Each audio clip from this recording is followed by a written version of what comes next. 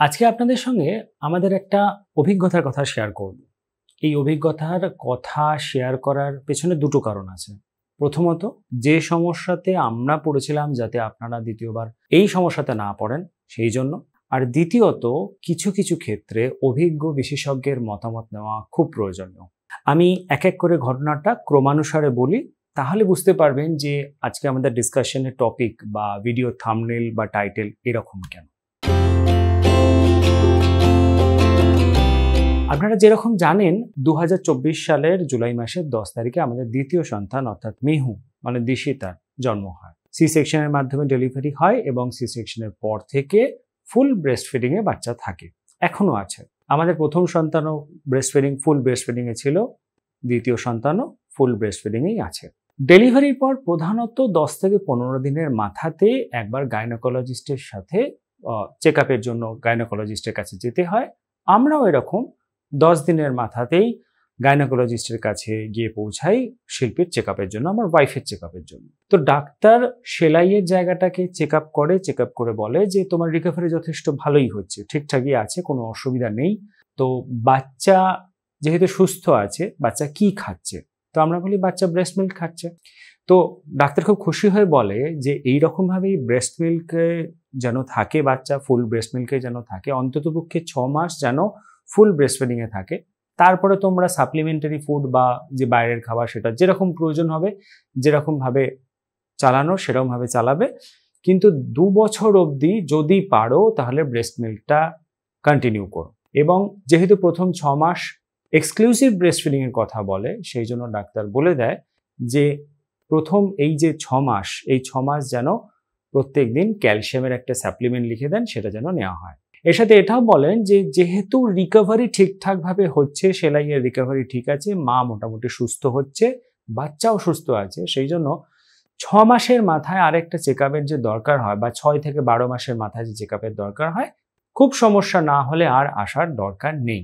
তো স্বাভাবিকভাবেই একজন মায়ের বা একজন পোস্টপার্টাম একজন মায়ের রিকভারির জন্য যা যা কিছু বাড়িতে ব্যবস্থা নেওয়া দরকার সেগুলো আমরা নিচ্ছিলাম এবং সেইভাবে ডায়েট নিচ্ছিলাম বা সেইভাবে ডায়েট অ্যারেঞ্জমেন্ট করছিলাম, এবং তার সঙ্গে ডাক্তার যে ক্যালসিয়ামের সাপ্লিমেন্টটা দিয়েছিল সেটা 6 মাস কন্টিনিউ করি। 6 মাস কন্টিনিউ হওয়ার পর 2025 সালের জানুয়ারি মাসের 10 তারিখ নাগাদ গিয়ে 6 মাসের এই কোর্সটা শেষ হয়ে যায়। স্বাভাবিকভাবেই যেহেতু 6 মাসের কথা বলেছে এবং অ্যাজ সাচ কোনো প্রবলেম ছিল না, সেই জন্য আমরা ক্যালসিয়ামের ডোজটা আর কন্টিনিউ করি না, সাপ্লিমেন্ট আর কন্টিনিউ করি না, কারণ এর সাথে আমরা জানতাম অতিরিক্ত বা প্রয়োজন ছাড়া যদি ক্যালসিয়াম নিয়ে নেওয়া হয় তাহলে সেটা কিডনির ওপরে চাপ ফেলতে পারে, সেই জন্য আমরা স্টপ করে দিই। এবার সবকিছু নর্মালি হচ্ছিল মোটামুটি। সময়টা বা তারিখটা হচ্ছে মার্চ মাসের 1 তারিখ। হ্যাঁ, এই সময় মেহুর বয়স মোটামুটিভাবে 7 মাস কমপ্লিট হতে চলেছে, 8 মাসে পড়বে। মার্চ মাসের 1 তারিখে সন্ধেবেলাতে আমার স্ত্রী এবং আমার প্রথম সন্তান মানে দিব্যশ্রী দুজনে সন্ধেবেলায় টুকটাক শপিং এর জন্য আশপাশে বেরোয়। আমি আমার ছোট সন্তান মানে দিশিতা বা মেহুকে নিয়ে বাড়িতেই থাকি। দুজনে বেরিয়ে শপিং করে যখন একটা রাস্তা ক্রস করছে, তখন রাস্তার মাঝখানে একটু খানাখন্দতে পা পড়ে গিয়ে পাটা মুচকে যায় আমার ওয়াইফের, এবং সেখানেই পড়ে যায়। পড়ে গিয়ে এতটাই চোট পায় যে রাস্তার বাকিটা অংশ ক্রস করার মতন কন্ডিশনে ছিল না। ততক্ষণে আমার যে প্রথম সন্তান সে রাস্তাটা ক্রস করে গেছে, খুবই বাজে রকম কন্ডিশন ছিল। কিন্তু ঘটনাচক্রে আমাদের চেনাশোনা একজন টোটো দাদার হেল্প নিয়ে তারা বাড়িতে এসে পৌঁছায়। সেদিন যেহেতু অনেকটা রাত হয়ে গেছিল, সেই জন্য কোল্ড কম্প্রেস করা ছাড়া, বরফ শেক দেওয়া ছাড়া আর কোনো অপশন ছিল না, এবং নেক্সট ডে মর্নিংয়ে আর্লি ফার্স্ট আমরা অর্থোপেডিক ডক্টরের, একজন অভিজ্ঞ অর্থোপেডিক ডক্টরের কনসাল্ট করি বা অ্যাপয়েন্টমেন্ট নিই। তো কনসাল্ট করার জন্য যখন অ্যাপয়েন্টমেন্ট নিই তখন ডক্টর আমাদেরকে বলেই দেন যে এই জায়গাটার এক্সরে করিয়ে, এক্সরে প্লেটটা নিয়ে তোমরা আমাদের কাছে আসবে। তো সেই মতন আমরা এক্সরে করাই। এক্সরে করাতে গিয়েও প্রচণ্ড পায়ে ব্যথা লাগে এবং তারপরে কোনো মতে গিয়ে আমরা ডাক্তারের কাছে পৌঁছাই। ডাক্তার এক্সরে প্লেট দেখে বলে হাড়ও ফাটেনি বা ক্র্যাক হয়নি বা লিগামেন্ট টিয়ারিং এর মতনও কিছু হয়নি, কিন্তু নিশ্চয়ই লিগামেন্টে যথেষ্ট চোট হয়েছে, সেই জন্যই ব্যথা যন্ত্রণাটা হচ্ছে। তো এই পরিস্থিতিতে doctor pain killer medicine, ointment বা যা যা কিছু ব্যবস্থা নেওয়া দরকার, গার্ড বা সেই সমস্ত ব্যবস্থা নিয়ে আমাদের প্রেসক্রাইব করে বলে যে এইভাবে চলতে থাকো, নেক্সট আবার মোটামুটি দিন 15 বাদে এরকমভাবে চলতে থাকো, দিন 15 বাদে বা দিন 20 বাদে আবার আরেকবার চেক আপের জন্য আসবে। মোটামুটিভাবে 10-15 দিন মাটিতে পা ফেলার মতন কন্ডিশনে ছিল না আমার ভাই। তো 15 দিন পরে আস্তে আস্তে হাঁটা চলার মতন কন্ডিশন আসে এবং তারপরে মোটামুটি 24-25 তারিখ নাগাদ আমরা ডাক্তারের কাছে আবার চেক আপের জন্য যাই। তখন মানে পায়ে যেখানে মুচকে গেছিল বা ব্যথাটা লেগেছিল সেখানটা দেখে বলেন যে ঠিক আছে, রিকভারি ঠিকঠাকই হচ্ছে, কন্টিনিউ করো যেরকম আছো, প্রয়োজন হলে মেডিসিন, ব্যথার মেডিসিনটা নেবে বা যেরকম যা যা কিছু করছো সেগুলো কন্টিনিউ করো, আর আমার কাছে আসার দরকার নেই। তো আমরাও হ্যাপি, আমরাও জানি যে আস্তে আস্তে ব্যাপারটা রিকভার করে যাবে। তো ওখান থেকে বেরোই, ডাক্তারের কাছে বেরিয়ে টুকটাক কিছু গ্রসারি শপিং করার জন্য গিয়েছিলাম সবাই মিলে। একটা দোকান থেকে শপিং করে যখন বেরোচ্ছি তখন সেই দোকানটাতে যে সিঁড়িটা ছিল বা কয়েকটা স্টেপ ছিল সেখানেও একটু ডিসব্যালেন্স হয়ে আবার পড়ে যায় আমার ওয়াইফ, এবং এবার কোমরে যথেষ্ট জোরে লাগে। কিছু করার নেই, সেদিনকে একটাই ভাগ্য ভালো ছিল, আমার সাথে আমার গাড়িটা ছিল বলে সেদিন সেফলি আমরা বাড়িতে সবাই মিলে চলে আসতে পারি। সেই দিনকে রাত্রেবেলা উপায় থাকে না, নেক্সট দিন সকালবেলা আমরা সেই অর্থোপেডিক ডক্টরের কাছে গিয়ে হাজির হই এবং সমস্ত ঘটনাটা খুলে বলি। উনি আমাদের দুটো কথা বলেন। প্রথমত, এই যে উনি বারবার টাল সামলাতে না পেরে পড়ে যাচ্ছেন বা বারবার যে পড়ে যাচ্ছেন, এই ব্যাপারটাও সাধারণ নয়, এখানেও কিছু না কিছু ব্যাপার আছে বা কারণ আছে, এবং পড়ে যাবার ফলে এই যে এত কষ্ট হচ্ছে বা ব্যথা যন্ত্রণা হচ্ছে সেটাও কিন্তু সাধারণ ব্যাপার নয়।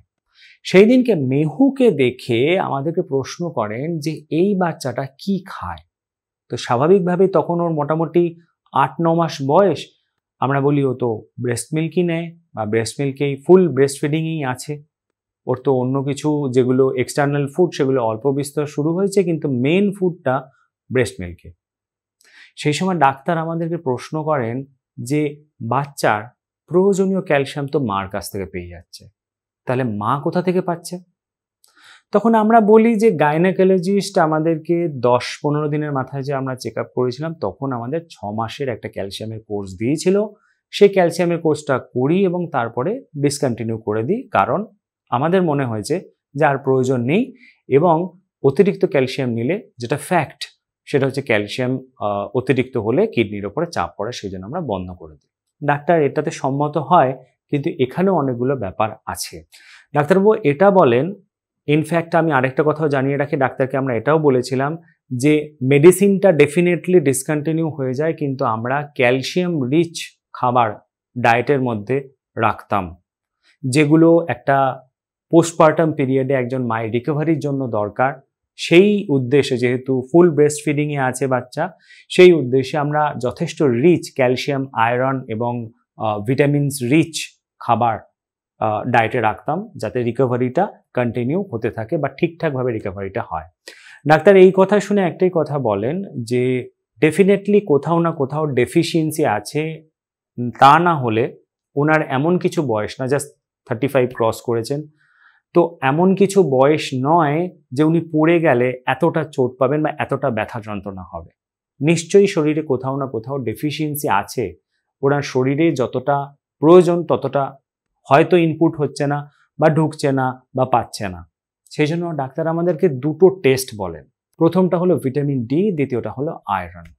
তো আমরা যখন টেস্টটা করাই, ওয়াইফের টেস্টের রিপোর্ট যখন আসে তখন দেখি আয়রনের লেভেল 11। প্রসঙ্গত বলে রাখি, প্রেগনেন্সিতে আয়রনের লেভেল যথেষ্ট কমে গেছিল এবং আমাদের কাছে এটা চিন্তার বিষয় হয়ে গেছিল, কিন্তু আফটার ডেলিভারি আয়রনের লেভেলটা যথেষ্ট আবার আগের অবস্থাতে ফিরে আসে, বেটার কন্ডিশনে আসে। 11টা একটু বেটার কন্ডিশন বলেই ধরে নেওয়া হয়। ভিটামিন ডি এর যে রেজাল্টটা ছিল সেটা ছিল ইনসাফিসিয়েন্ট, মানে অপর্যাপ্ত, মানে যথেষ্ট নয়, যেখান থেকে এটাও প্রমাণিত হয় যে শরীরে ক্যালসিয়ামেরও ঘাটতি আছে। সেই জন্য ডাক্তার আমাদেরকে বলেন যে তোমরা যে ক্যালসিয়াম রিচ খাবার খাচ্ছ বা ভালো ডায়েটে খাবার খাচ্ছ, সেটাতে তার শরীরের যে প্রয়োজনীয়তাটা সেটা পরিপূরণ হচ্ছে না, সেই জন্য এখানে সাপ্লিমেন্টের প্রয়োজন। এবং ডাক্তার স্ট্রিক্টলি বলে দেয় বাচ্চা যতদিন ব্রেস্ট মিল্ক নেবে ততদিন কোনোদিনও যেন এমন না হয় যে ক্যালসিয়ামের সাপ্লিমেন্ট মিস যাচ্ছে। তারপরে ডাক্তার ভিটামিন ডি এরও একটা কোর্স দেন, যেটা কন্টিনিউ 3 মাস করতে বলেন, তারপরে বলেন প্রত্যেক মাসে একটা করে ভিটামিন ডি এর ট্যাবলেট নিলেই হবে। এই ঘটনাটা, পুরো ঘটনাটা বলার উদ্দেশ্য একটাই, প্রসঙ্গত বলে রাখি, তারপরে ডক্টর এই যে সাপ্লিমেন্টগুলো দেন, নর্মাল পেন কিলার বা পেন ম্যানেজমেন্টের যে মেডিসিন বা অয়েনমেন্ট সেগুলো দেন, এবং এই সাপ্লিমেন্টগুলোকে কন্টিনিউ ডেফিনেটলি করে যেতে বলে। তো এই ঘটনাটা বলার উদ্দেশ্য আমার একটাই, যে পোস্টপার্টাম সিচুয়েশন বা পোস্টপার্টাম যে টাইমটা, অর্থাৎ ডেলিভারির পরের যে টাইমটা, সেখানেও ক্যালসিয়ামের প্রয়োজন হয়। কিছু ফ্যাক্ট যদি আপনাদের সামনে রাখি, তাহলে প্রথমেই বলবো যে প্রেগনেন্সিতে, মানে এই ঘটনার পরিপ্রেক্ষিতে ব্যাপারটাকে আরও ভালোভাবে জানার এবং বোঝার চেষ্টা করলাম এবং বেশ কিছু তথ্য পেলাম। প্রথমত, প্রেগনেন্সিতে একটা হিউম্যান বেবি নিজের শেপে আসতে গিয়ে মার কাছ থেকে প্রায় 25,000 থেকে 30,000 mg ক্যালসিয়াম মায়ের শরীর থেকে নেয়। আর ডেলিভারির পর প্রত্যেক দিন যখন ব্রেস্ট ফিডিং করানো হয়, তখন প্রত্যেক দিন 250 থেকে 300 mg ক্যালসিয়াম মায়ের শরীর থেকে দুধের মাধ্যমে বা ব্রেস্ট মিল্কের মাধ্যমে বেরিয়ে যায়। এখন এটার রিকভারি করার জন্য আমরা নর্মালি যে ক্যালসিয়াম রিচ ডায়েট বা খাবার যে নিই, ছোট মাছ খাচ্ছি, তিল খাচ্ছি, মিল্ক প্রোডাক্ট খাচ্ছি বা দুধ খাচ্ছি, পালং শাক খাচ্ছি, বা যা যা কিছুতে ক্যালসিয়াম পাওয়া যায় সেই যে খাবারগুলো খাচ্ছি, সেই খাবারগুলোও যথেষ্ট নয়, তার সাথে সাপ্লিমেন্ট দরকার। ডেফিনেটলি ক্যালসিয়ামের সাপ্লিমেন্টটা প্রয়োজন না থাকলে নেওয়া উচিত নয়, সেটা কিডনির ওপরে চাপ দেয় বা কিডনির ওপর প্রেশার ফেলে। কিন্তু নর্মাল ফুড ডায়েটে যে গ্যাপটা থেকে যায়, সেই গ্যাপটা পরিপূরণ করার জন্য এই ক্যালসিয়ামের সাপ্লিমেন্টটা দরকার হয়। এই ক্যালসিয়ামের সাপ্লিমেন্টটা কিন্তু মূল ক্যালসিয়ামের উৎস কখনোই নয়। ডায়েটের মাধ্যমে আমরা যে খাবারটা খাচ্ছি সেটা দরকার, বাকি গ্যাপটা পরিপূরণ করার জন্য এই সাপ্লিমেন্টটা দরকার হয়। এর সাথে ভিটামিন ডি এরও প্রয়োজন হয়। প্রথমত, যে সমস্ত মায়েরা ফুল ব্রেস্ট ফিডিংয়ে তাদের বাচ্চাদের রাখে, তাদের ব্রেস্ট ফিডিং শেষ না হওয়া অবধি বা ছাড়ানো অবধি ক্যালসিয়ামের সাপ্লিমেন্ট অবশ্যই প্রয়োজন। যেহেতু নিজে থেকে ক্যালসিয়ামের ট্যাবলেট নেওয়া উচিত নয়, প্রয়োজন আছে কি নেই সেই জন্য বিশেষজ্ঞের সঙ্গে পরামর্শ করা ডেফিনেটলি দরকার। গাইনেকোলজিস্টের সঙ্গে পরামর্শ করুন। যদি মনে হয় একজন অর্থোপেডিক ডক্টরের সঙ্গেও, অভিজ্ঞ অর্থোপেডিক ডক্টরের সঙ্গে একবার কনসাল্ট করুন, কারণ আপনার শরীরে যদি ক্যালসিয়ামের ঘাটতি হয়, তখন শরীরে ডিসব্যালেন্স, শরীরের মধ্যে ম্যালনিউট্রিশন এবং এরকমভাবে পড়ে গেলে সেখান থেকে ব্যথা যন্ত্রণা হওয়া, অস্টিওপোরোসিস, হাড় ভেঙে যাওয়ার সম্ভাবনা, হাড় দুর্বল হয়ে যাওয়া, এরকম নানান সমস্যা তৈরি হয়। সেই জন্য যে সমস্ত মায়েরা ফুল ব্রেস্ট ফিডিংয়ে বাচ্চাদের রাখছেন, তাদের কন্টিনিউ ক্যালসিয়ামের প্রয়োজন। যাদের কোনো কারণে ব্রেস্ট মিল্ক কন্টিনিউ হয়নি বা বন্ধ হয়ে গেছে বা কোনো সমস্যা হয়েছে, তাদের প্রথম 6 মাস রিকভারির জন্য ক্যালসিয়ামের সাপ্লিমেন্টটা ডেফিনেটলি দরকার। আপনি যখন চেক আপে যাবেন, আপনার গাইনেকোলজিস্ট অবশ্যই বলে দেবেন। কিন্তু 6 মাস পরে যদি কোনো প্রয়োজন না হয়, তাহলে একবার অন্তত ভালো একজন অর্থোপেডিক ডক্টরকে দেখিয়ে নিতে পারেন যে আপনার শরীরে ক্যালসিয়ামের প্রয়োজন আছে কি নেই। এই পুরো ঘটনাটা আপনাদের সামনে উপস্থাপন করার উদ্দেশ্য একটাই ছিল, যাতে আপনারাও বুঝতে পারেন পোস্টপার্টাম পিরিয়ডে বা ডেলিভারির পর ক্যালসিয়ামের প্রয়োজনীয়তা আছে। সেটা অবশ্যই পরীক্ষা করে বুঝে আমাদের সঠিক পথে এগোনো উচিত।